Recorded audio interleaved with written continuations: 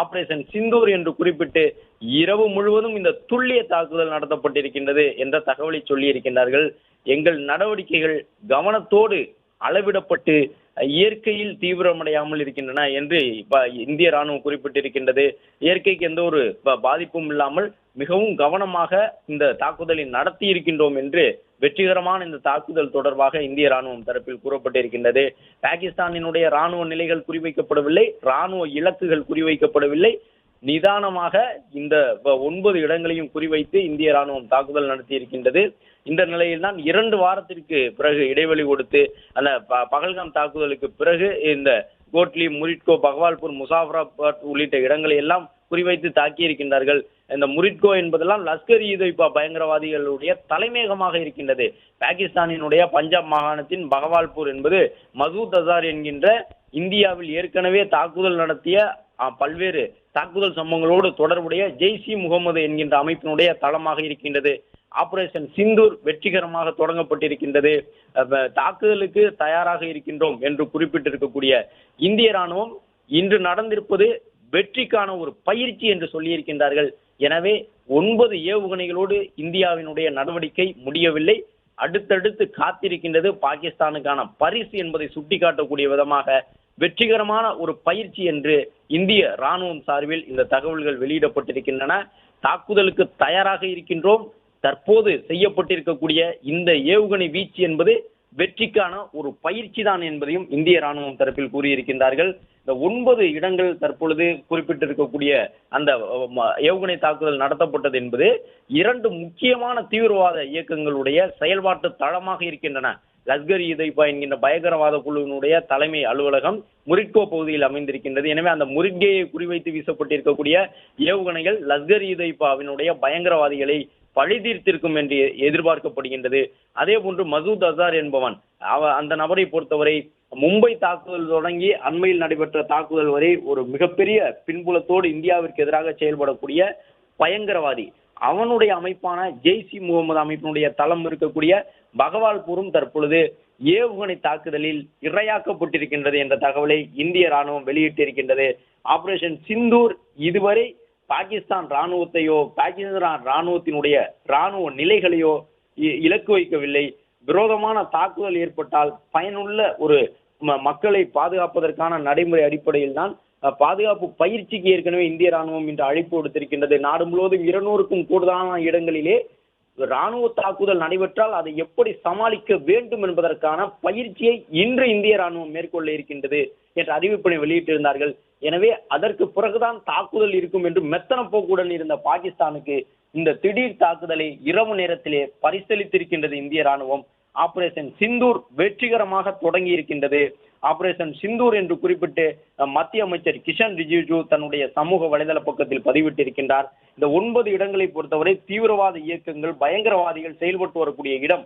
பாகிஸ்தானில் இருந்து தீவிரவாத இயக்கத்திற்கு ஆட்களை அழைத்து வந்து இந்த பகுதியில் தான் பயிற்சி கொடுக்கின்றார்கள். பாகிஸ்தானில் இருக்கக்கூடிய பயங்கரவாத குழுக்கள் எல்லாமே இந்த ஆக்கிரமிப்பு காஷ்மீரில் இருந்துதான் செயல்படுகின்றன.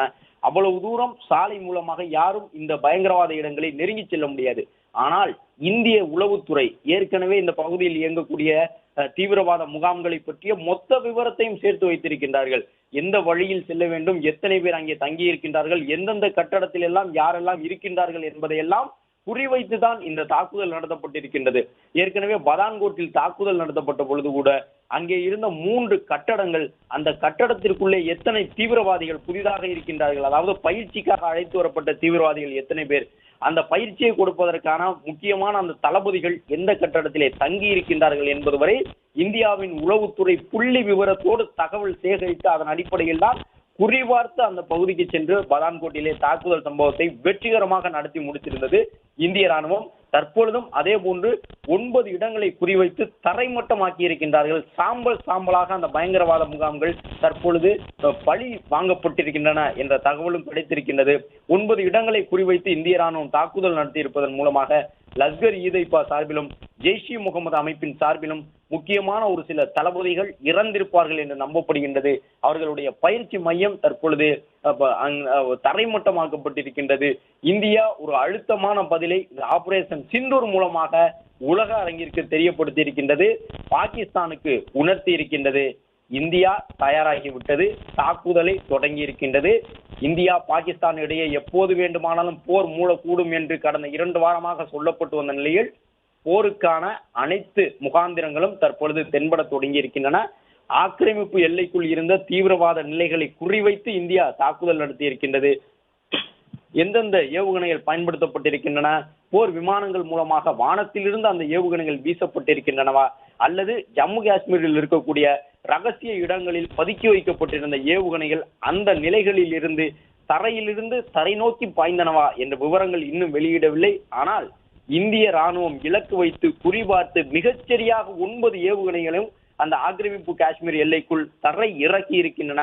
ஆஸ்திரா போன்ற பல்வேறு ஏவுகணைகள் இந்தியா வசம் இருக்கின்றன, பிரம்மோஸ் போன்ற ஏவுகணைகள் இருக்கின்றன, அதே போன்று அணு ஆயுதங்கள் அக்னி என்கின்ற பெயரில் இருக்கின்றன.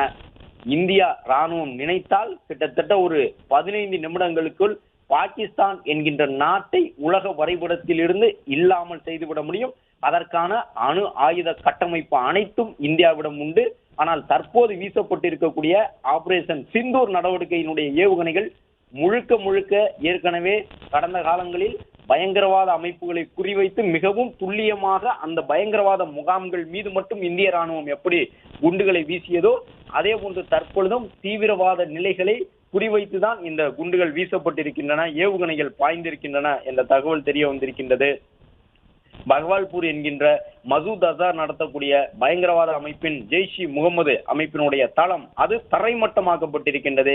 மேலும் லஷ்கர் இ தொய்பா தொடர்ந்து இந்தியாவிற்கு தலைவலி தர வேண்டும் என்ற அடிப்படையிலே கடந்த பல ஆண்டுகளாக ஜம்மு காஷ்மீருக்குள் பயங்கரவாதிகளை அனுப்பி கொண்டே இருந்த லஷ்கர் இ தொய்பா என்கின்ற உலகம் தழுவிய பயங்கரவாத அமைப்புக்கும் பரிசு கொடுத்திருக்கின்றது நம்முடைய ராணுவம். இந்த இரவு நேரத்திலே பகவால்பூர் என்கின்ற அவர்களுடைய ராணுவ நிலைகள், அதாவது தீவிரவாதிகளுடைய போர் நடவடிக்கைகளை மேற்கொள்வதற்கான இடங்கள் தரைமட்டமாக்கப்பட்டிருக்கின்றன. 9 ஏவுகணைகளும் அடுத்தடுத்து பாய்ந்திருக்கின்றன என்ற தகவலையும் தற்பொழுது இந்திய ராணுவம் தெரிவித்திருக்கின்றது. ஆபரேஷன் சிந்தூர் தொடங்கிவிட்டது. ஏற்கனவே சிந்து நதியில் பாகிஸ்தானுக்கு தண்ணீரை மறித்து இந்தியா தன்னுடைய வலிமையான கண்டனத்தை பதிவு செய்திருக்கின்றது. இந்த நிலையில்தான் அடுத்ததாக ஆபரேஷன் சிந்தூர் என்கின்ற அடிப்படையில் இந்த ராணுவ நடவடிக்கையையும் இந்தியா மேற்கொண்டு விட்டது. இரவு நேரத்தில் பாகிஸ்தான் தரப்பிலிருந்து ஏவுகணைகள் வரக்கூடும், எல்லையில் தயாராக இருக்கின்றார்கள். அந்த ஏவுகணைகளை எதிர்க்கக்கூடிய அமைப்புகள், வானியல் அமைப்புகளையும் இந்தியா தற்பொழுது தயாராக வைத்திருக்கின்றது. பாகிஸ்தான் நாட்டினுடைய வான் எல்லைக்குள் உலவக்கூடிய அனைத்து விமானங்களும் தற்பொழுது இந்திய ராணுவத்தால் கண்காணிக்கப்பட்டு வருகின்றன. ஏதேனும் ஒரு போர் விமானம் பஞ்சாபை நோக்கியோ, குஜராத்தை நோக்கியோ, ஜம்மு காஷ்மீரை நோக்கியோ, ராஜஸ்தானை நோக்கியோ எல்லைப்புற மாகாணங்களில் வந்தால் உடனடியாக அந்த பாகிஸ்தான் ராணுவத்தினுடைய போர் விமானங்களை சாம்பலாக்கவும் இந்திய ராணுவம் தயாராக இருக்கின்றது என்ற தகவலையும் ராணுவம் தரப்பில் வெளியிட்டிருக்கின்றார்கள்.